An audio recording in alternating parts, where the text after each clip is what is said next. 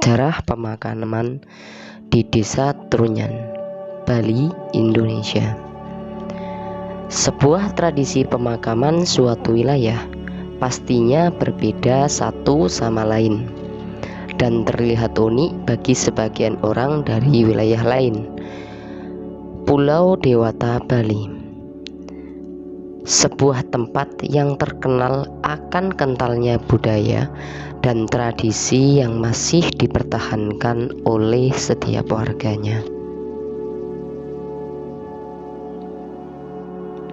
Di Bali terdapat sebuah desa, yaitu Desa Trunyan, Kecamatan Kintamani, Bali. Terkenal dengan proses pemakamannya yang cukup unik. Tidak seperti desa adat lainnya, di mana jasad manusia yang telah meninggal dikubur atau dikremasi.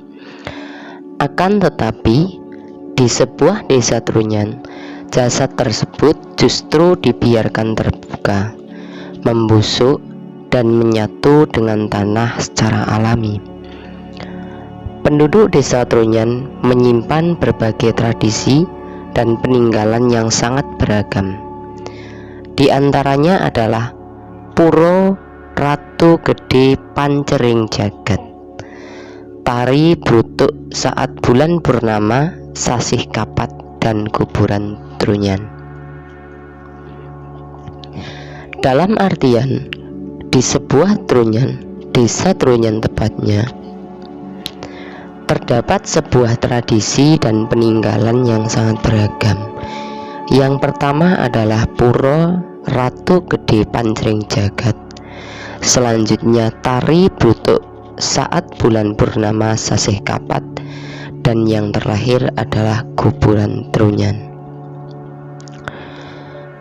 Pada kali ini kita akan membahas tentang sejarah pemakaman Trunyan. Desa Trunyan merupakan sebuah desa tua di Bali yang dikenal dengan Bali Aga.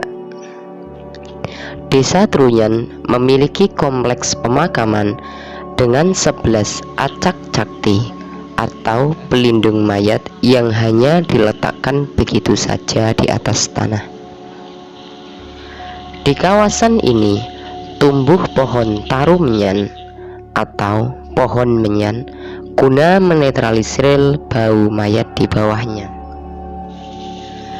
Penamaan Desa Trunyan didasarkan atas nama pohon menyan tersebut. Dalam suatu kompleks pemakaman terdiri dari 3 kelompok pemakam.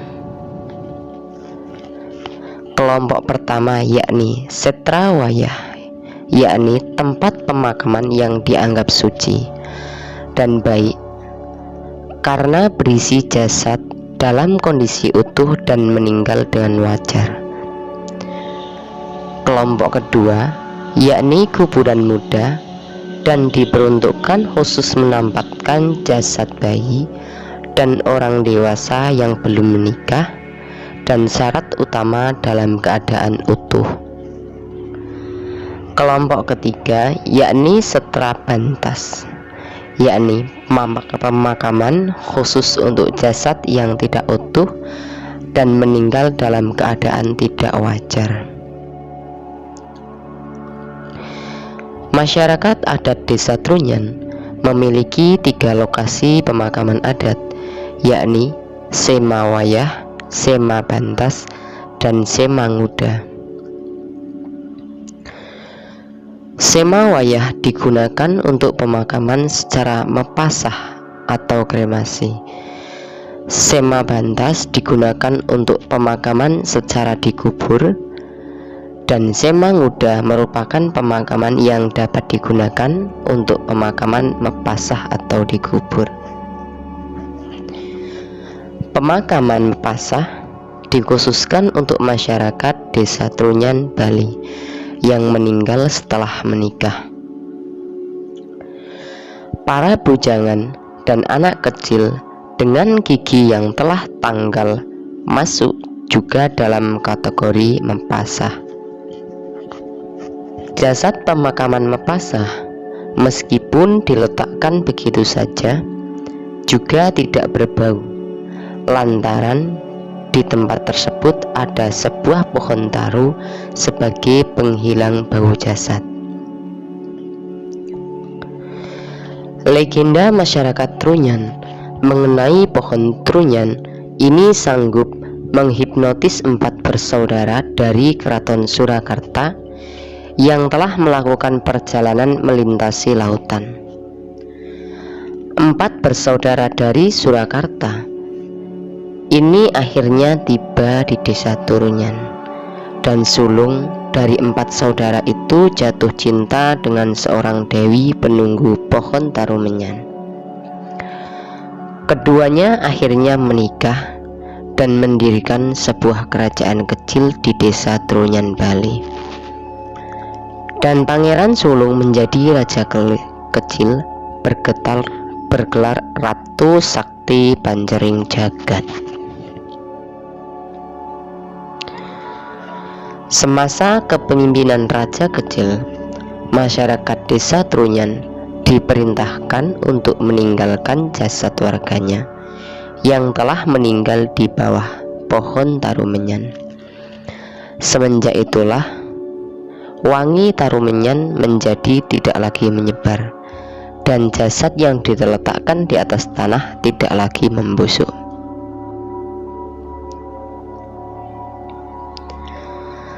Dalam pemakaman Trunyan terdapat juga sebuah larangan.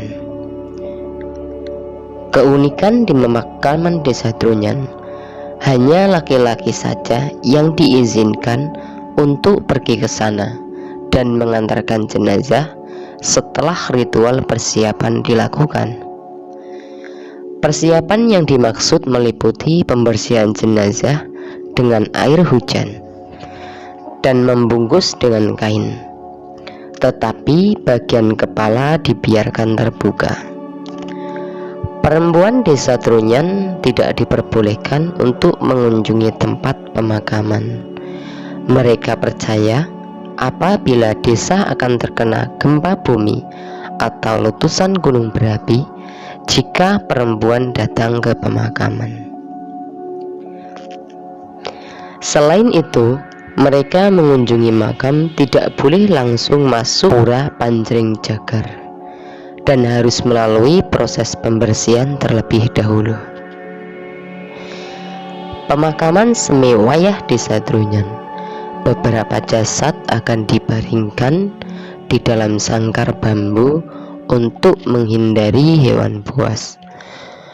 Ketika semua sangkar sudah penuh, maka jasad yang paling lama akan dibuang untuk memberi ruang bagi jasad baru dan meletakkannya di atas secara bertumpuk. Apabila tubuh jasad sudah hancur akibat panas matahari, tulang belulang akan ditempatkan di altar bawah pohon suci.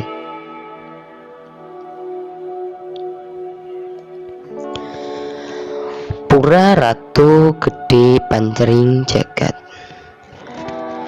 Pura Ratu Gede Panjering Jagat menyimpan peninggalan megalitik berupa patung setinggi 4 meter yang tersimpan di dalam meru. Patung ini disebut sebagai Arca Datonta, yang diyakini penduduk Trunyan sebagai dewa tertinggi untuk memohon kemakmuran dan kesejahteraan. Dalam prasasti Trunyan Al yang diterjemahkan oleh Goris, tertulis sebuah piagam yang dikeluarkan oleh Keraton Singha Mandawa pada tahun Saka 833 atau tahun 911 Masehi. Piagam tersebut berisikan izin untuk membangun kuil Datonta. Selanjutnya, penduduk Trunyan berkewajiban untuk memelihara kuil tersebut dengan kompensasi berupa pembebasan beberapa jenis pajak.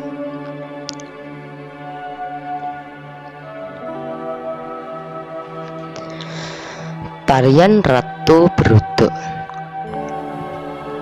Di masyarakat desa Trunyan juga mempunyai sebuah tarian Ratu Brutuk. Tarian Brutuk merupakan sebuah tari sakral yang dimiliki desa Trunyan. Proses pementasan tari sakral ini dilaksanakan pada saat upacara agama Piodalan, berlangsung di Pura Ratu Gede Pancring Jagat yang jatuh pada bulan bernama Sasih Kapat, bulan keempat pada perhitungan tahun Saka di Bali, yang umumnya jatuh pada bulan Oktober. Tarian ini hanya dipentaskan 2 tahun sekali. Masyarakat desa Trunyan mengenal istilah Sasih Kapat lanang atau maskulin dan wadon atau feminim.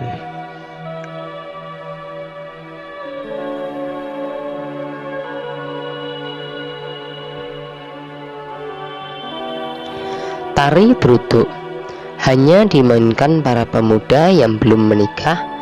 6 selayang pandang desa Trunyan desa atau Dateruna hanya dilaksanakan pada saat Sasih Kapat lanang. Para pemuda tersebut mengikuti ritual penyucian diri selama 42 hari sebelum menari tari Brutuk.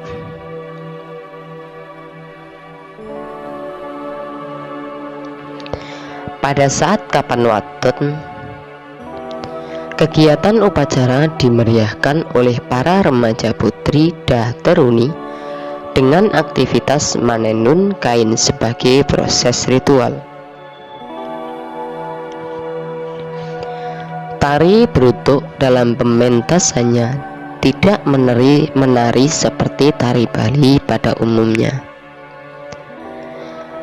Tarian dimainkan oleh Dateruna dengan menggunakan topeng sakral dan baju krasas atau baju dari daun pisang kering. Yang dicari dari desa Pinggan, penari berkeliling pura dengan membawa cambuk atau pecut. Warga yang terkena pecut meyakini bahwa setiap pukulan yang mengenainya mampu menyembuhkan penyakit yang dideritanya. Begitu juga dengan daun pisang kering krasas yang terjatuh dipeributkan warga sebagai bentuk berkah dan rezeki berlimpah yang akan diterimanya di kemudian hari.